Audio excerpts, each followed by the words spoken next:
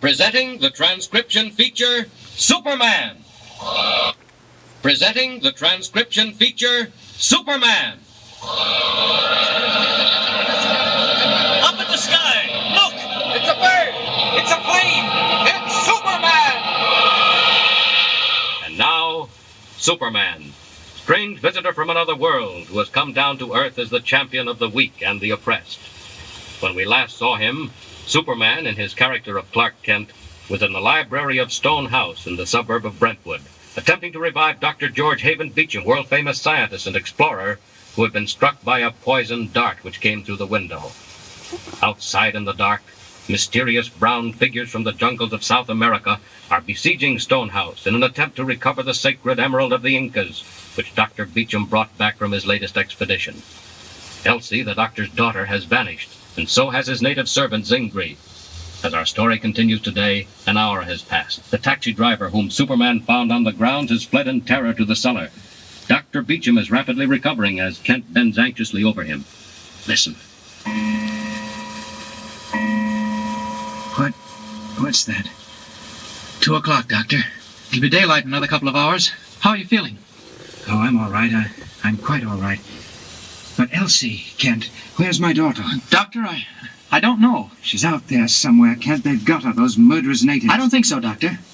I don't know where she is, but I don't think they've got her. That taxi driver, where's he? Scared out of his wits. He's down in the cellar.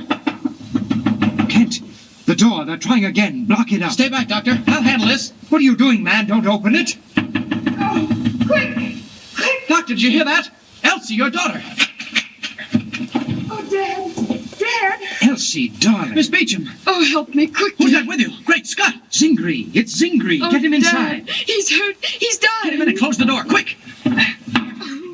Dad, he's been struck with poison darts. Can you help him? Save him. Who was it? 2 little brown men. They broke into the house and carried me away. Zingri followed and fought them off. Oh, but he couldn't escape their darts. Here, lend a hand, Kent. Right. Get him up on the couch. All right, Doctor. I have him.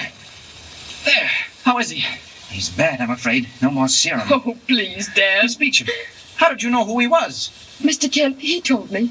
When he fought off the brown men, he asked me who I was. And when I told him, he said, "You come quick. I, Zingri." Oh, Dad, can't you help him? I'm afraid I can't, Elsie. It's too late. Doctor, you mean... Yes, the poison on the darts acts fast. Oh, don't let him die. He saved my life. He did his duty, Elsie. He was a faithful servant. Doctor, look. Yes, I know, Kent. I'm afraid that's the end. Oh. Doctor, you're sure? There's nothing you can do? No, it's all over, Kent. We'd better carry him into the other room. All right. I have him. That's it. Easy. Right. There we are. Now, close the door, Kent. All right, Doctor. Oh, it's so dreadful. Dad, what's it all about? What does it mean? I really think we ought to know that, Doctor. You started to tell me once before, just before the poison dart struck you. Dad, did they hit you? No, it's all right, Elsie. Nothing happened. It was just a graze, and Kent helped out quite nicely. Oh, are you sure? Oh, perfectly. Look at me. You're awfully pale. Oh, naturally. He's been through a good deal, Miss Beecham. Yes, and so have you.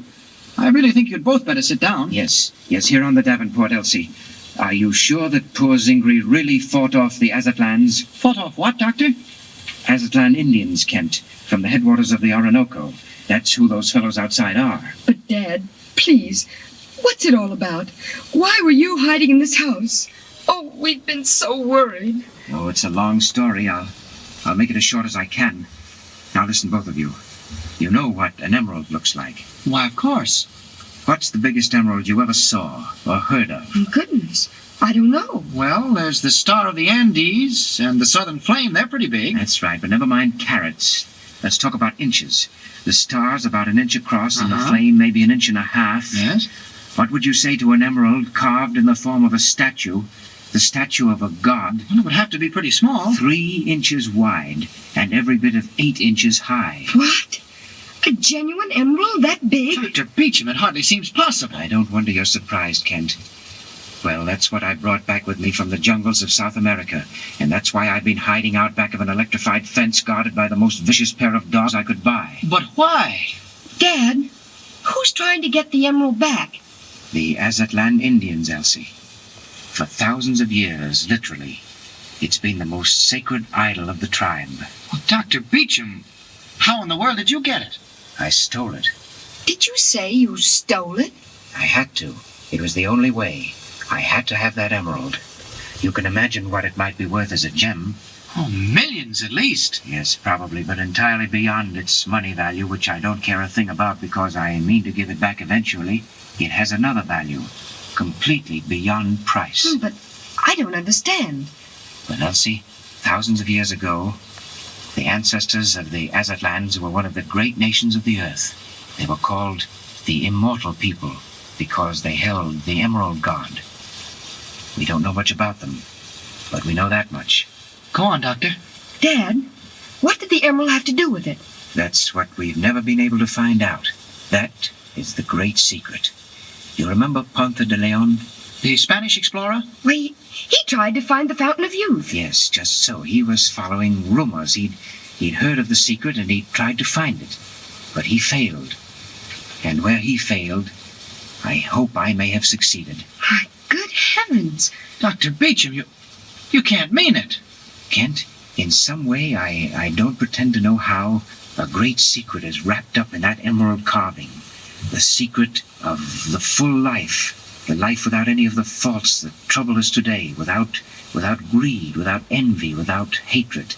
Possibly the secret of life itself is hidden in that stone. But Doctor, what can you do with it?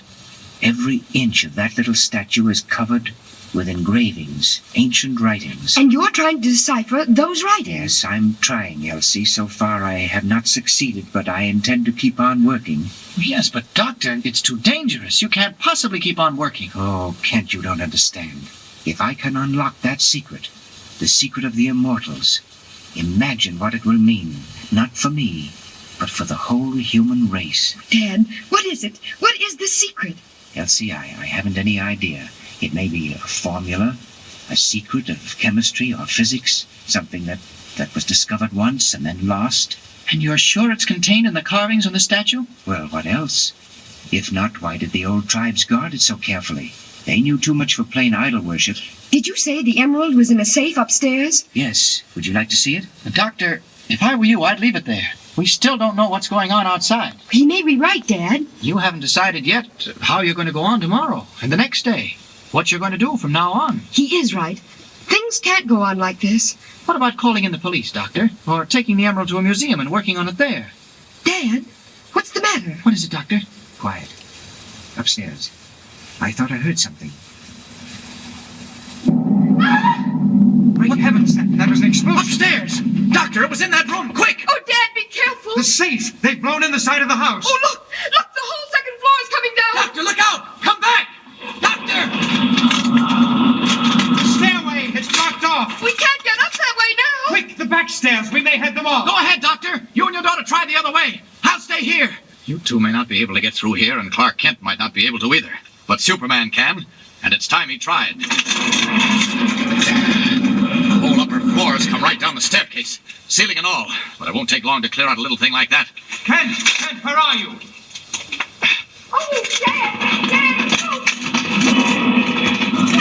No, Mr. Kent! We're blocked in! Kent, where are you? Now what? Something's happened. A wall must have fallen in behind them. It's all right. I'm coming. I can't see. It's so dark. Kent, the safe! Where's the safe? What did they do? Almost through. Get this beam out of the way. There. Now then, if I can get through that room, and I think I can. Oh, Mr. Kent, is that you? I can't see a thing. Light a match, quickly. Half a second, Doctor. Oh, here's the match. I have one.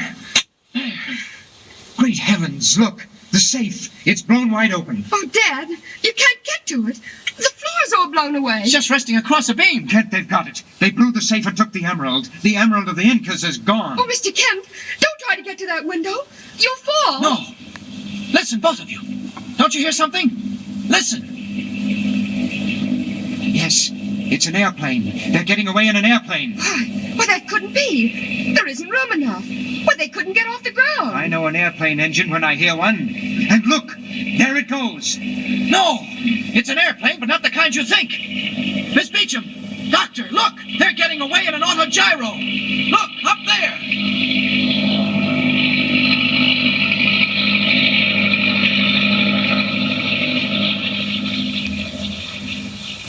rising over the trees from the grounds of Stone House is a weird, ungainly object, huge propeller whirling, ascending almost vertically in the night air. Have the brown men from the dark jungle made off with the emerald of the Incas? Is the secret of the immortal people lost beyond recall? Or will Superman recover it? Be with us again next time and follow the story. And remember, be sure to tune in the next thrilling installment of the amazing transcription feature, Superman. Up in the sky! Look! It's a bird! It's a plane! It's Superman! Superman is a copyrighted feature appearing in Action Comics magazine.